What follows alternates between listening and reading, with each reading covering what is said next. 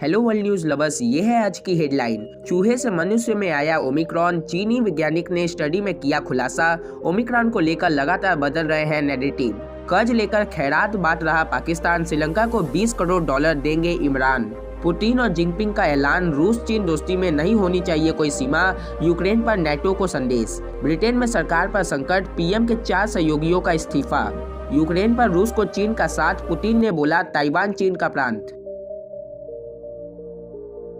दुनिया भर में कहर मचा रहे कोरोना वायरस के नए वेरिएंट ओमिक्रॉन के ओरिजिन यानी कैसे बना है, इसे लेकर चीनी वैज्ञानिकों ने नया खुलासा किया है। चीनी शोधकर्ताओं ने एक स्टडी की है। इसकी माने तो ओमिक्रॉन की उत्पत्ति चूहे से हुई है। इस स्टडी में इस बात के पुख्ता सबूत मिले हैं कि कोरोना वायरस मनुष्यों से चूहा में गया और फिर कई म्यूटेशन से गुजरने के बाद ये वापस चूहों से मनुष्य में ओमिक्रॉन वेरिएंट के तौर पर वापस आया है।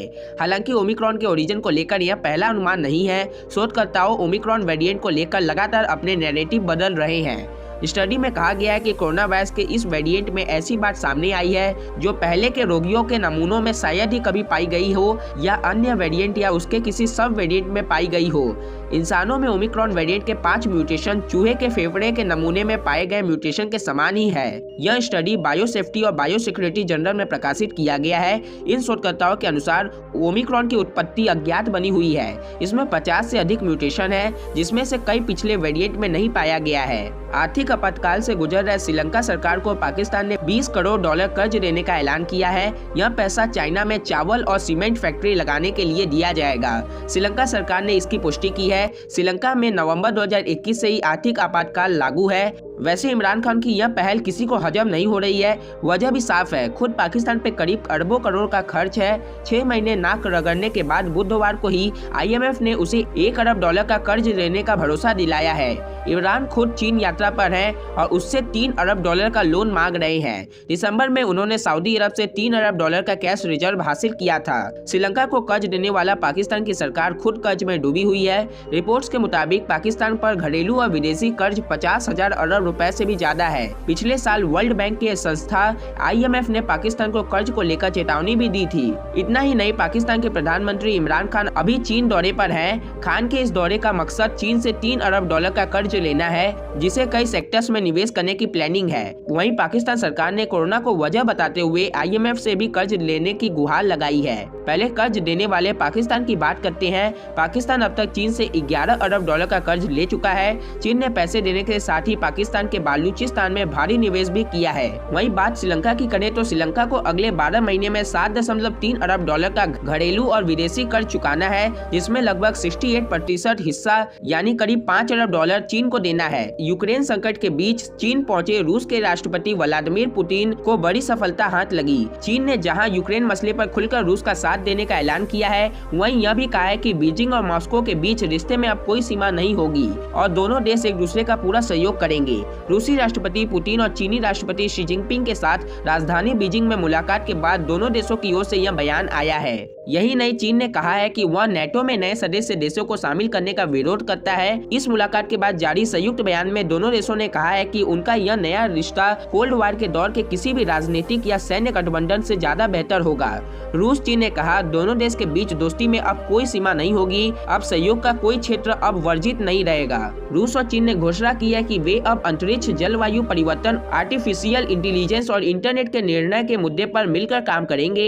यही नहीं, रूस ने चीन की घेराबंदी के लिए बनाए गए क्वाड्स पर परोक्ष रूप से आपत्ति जताते हुए एशियन प्रांत क्षेत्र में उसके संगठन बनने के बीजिंग के विरोध का समर्थन किया है। दोनों देशों ने अमेरिका और उसके सहयोगी देश के विरुद्ध गठबंधन को मजबूत करने पर बल दिया है। भारत भी क्वाड का सदस्य है।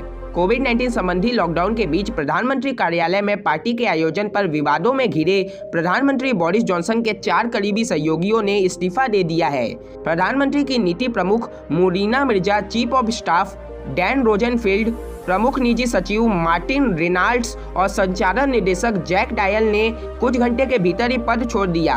इससे पहले जांच में पता चला था कि देश में सख्त कोविड-19 लॉकडाउन नियमों के बीच प्रधानमंत्री कार्यालय में कई पार्टियां आयोजित की गई थी। BBC की एक रिपोर्ट के अनुसार डायल ने मिर्जा के इस्तीफा के तुरंत बाद अपना इस्तीफा भी दे दिया। इसके बाद रोजेनफील्ड और रेनाल्ड्स ने भी इस्तीफा दे दिया।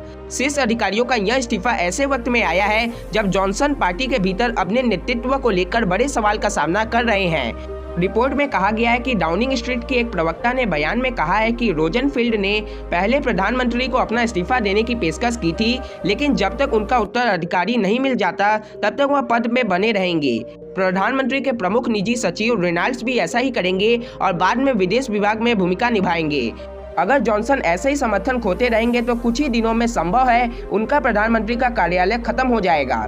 यूक्रेन संकट को लेकर चीन ने रूस के सुर में सुर मिलाते हुए अमेरिका से कहा है कि मसले का शांतिपूर्वक हल निकालने के लिए अमेरिका को नेटो का पूर्वी यूरोप में विस्तार रोकने का वादा करना होगा। बदले में रूसी राष्ट्रपति व्लादिमीर पुतिन ने भी ताइवान पर चीन के हक को स्वीकार किया है। पुतिन के सलाहकार ने बताया कि रूसी राष्ट्रपति ने ताइवान को चीन का हिस्सा माना है। रूस ताइवान की स्वतंत्रता का विरोध करता है। वहीं चीन के विदेश मंत्री वांग यी ने अमेरिका से मॉस्को की सुरक्षा चिंताओं को गंभीरता से लेने को कहा। चीन की विदेश नीति पर यह बड़ा बदलाव है। रक्षा मामलों के विशेषज्ञों का मानना है कि चीन रूस के खिलाफ अमेरिकी प्रतिक्रिया के हिसाब से ताइवान पर अपनी रणनीति तय कर सकता है। तो दोस्तों ये थी पूरी अपडेट। आपको सारे अपडेट के ऊपर क्या कहना है कमेंट करके जरूर बताइएगा। तो फिर मुलाकात होगी आपसे कल, तब तक के लिए जय हिंद जय भारत।